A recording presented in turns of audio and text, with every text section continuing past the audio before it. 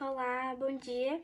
Eu me chamo Ana Carolina e hoje eu tô aqui para apresentar para vocês o contrato que nós escolhemos na matéria de Direito dos Contratos, lecionado pela professora Marciane Ferreira na Univale Campus Florianópolis, Santa Catarina, que é o contrato de jogos e apostas. Vou começar na introdução, onde o contrato de jogos e apostas ele está inserido no âmbito do direito privado. Ele é um contrato bilateral que envolve a troca de prestações entre as partes, né? Então, é com base a um evento futuro e incerto e tem forte ligação com entretenimento e atividade econômica, sendo regulamentada por diversas legislações, dependendo do contexto jurídico de cada país. No Brasil, as apostas e os jogos de azar, eles têm uma regulamentação complexa, onde tem questões com a legalidade, a moralidade, e a sua regulamentação no mercado está em constante debate. O seu conceito. Os contratos de jogos e apostas, eles podem ser definidos como aquele em que uma das partes, no caso o apostador, ele realiza uma aposta com a promessa de que se o evento objeto da aposta ocorrer, o outro contratante, que é o organizador ou o nome da casa de apostas, pagará uma quantia previamente estipulada. Ao contrário dos outros contratos, o nosso contrato ele depende de um evento futuro incerto. Então, isso impõe o risco, né? Está regulamentado no nosso Código Civil, no artigo 815 até 817, que mais para frente a gente vai explicar. Mas, com relação ao risco, uma das partes elas podem tanto ganhar ou perder a quantia ou a coisa que elas estão apostando ali, né? Além disso, o risco ele é um elemento essencial para essa configuração desse contrato. Os elementos do contrato de jogos e apostas. Primeiro, o consentimento das partes, como em qualquer outro contrato, né? Ele exige a manifestação de vontade das partes que estão envolvidas, né, no contrato. O consentimento ele deve ser livre e consciente e não pode ter vícios. Além disso, o objeto ele deve ser lícito, né? O objeto do contrato ele deve ser um evento futuro e incerto. Isso significa que o objeto da aposta ela precisa ser algo que dependa de um fator externo e imprevisível, como uma partida de futebol, um sorteio de uma loteria. O objeto também ele deve ser lícito, ou seja, ele deve respeitar a legislação vigente, sendo ilegal a celebração de apostas sobre eventos proibidos. Além disso, a causa, né? A causa de contratos é o interesse da parte em realizar essa aposta, seja por diversão, por jogos de azar ou por objetivo de obter algum lucro financeiro, né? E o risco, né? Que a gente já falou, o elemento de risco ele é essencial para a caracterização do contrato de jogo e aposta. Não pode faltar esse elemento, né? A incerteza sobre o resultado do evento é o que define a natureza do contrato, pois o apostado ele não tem a garantia de que seu interesse será alcançado, que ele ganhará o bem ou ganhará a quantia que ele estipulou, né? Então, ele pode ocorrer o risco de ganhar ou perder o valor apostado ou o seu bem. As características do contrato são a bilateralidade, onde o contrato é bilateral, envolve duas partes, o organizador do jogo e o apostador, né? Ambas as partes assumem obrigações recíprocas, a gente não pode esquecer disso, porque os dois estão cientes daquilo que eles estão apostando, né? Além disso, tem também a aleatoriedade, né? O contrato de jogos e apostas ele é caracterizado pela aleatoriedade, visto que o evento na qual a aposta está baseada é incerta.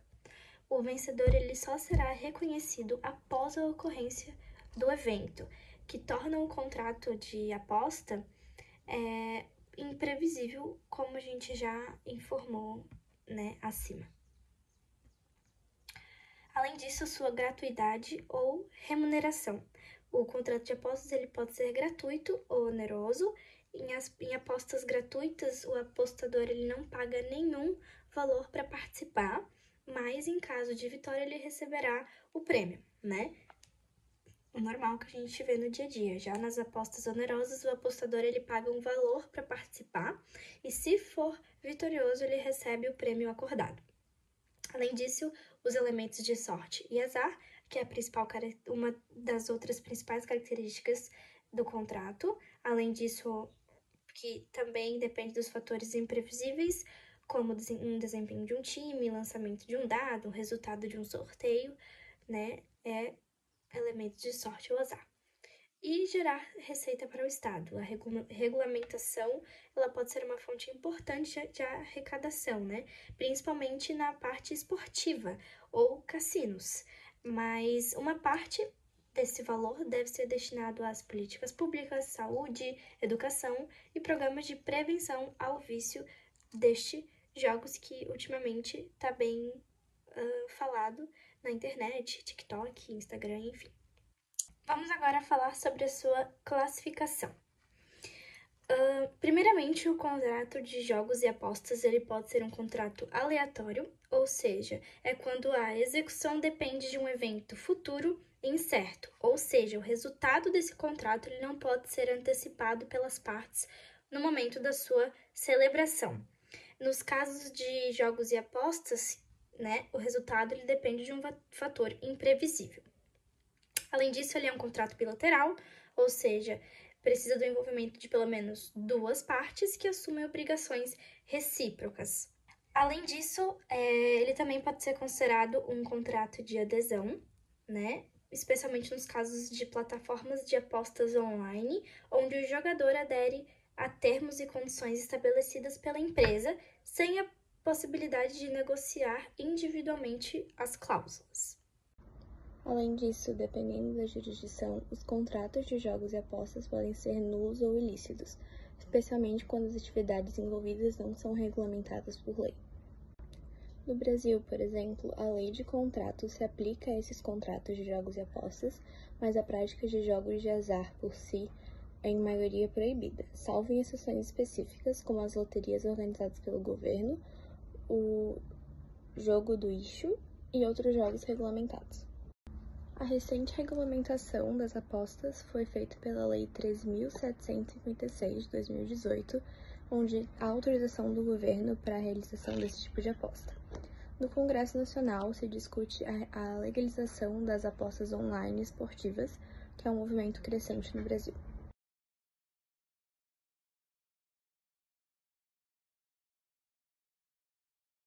Em conclusão, o contrato de jogos e apostas é muito diferente dos outros, principalmente por carregar consigo risco e incerteza, principalmente em relação econômica, com possibilidade de ganhos e perdas financeiras.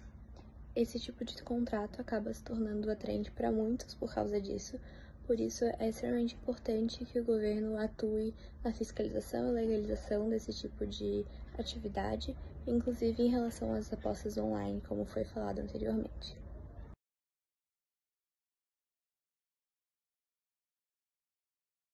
Para exemplificar esse tipo de contrato, nós elaboramos um contrato de aposta que tem como objeto a vitória de um time de futebol sobre o outro em um campeonato. A segunda cláusula traz o valor da aposta, que é o que uma parte tem que pagar a outra caso um evento aconteça. A terceira cláusula é a do resultado e da premiação. A quarta cláusula é a da validez da aposta. A cláusula quinta é a da responsabilidade, ou seja, que a aposta é feita de maneira voluntária, sem coação e sem fraude, e que cada parte é responsável pelo que concordou. A cláusula sexta é a hipótese de descumprimento, ou seja, a parte infratora, caso não cumpra com a sua parte da aposta, tem que pagar um percentual do valor acordado como indenização de inadimplemento. A cláusula sétima apresenta a duração e rescisão do contrato, entrando em vigor na data de sua assinatura e extinto com o cumprimento ou inadimplemento das obrigações. E, por último, a cláusula oitava expõe as condições gerais do contrato. E por último, a gente traz as assinaturas dos apostadores e 2 testemunhas.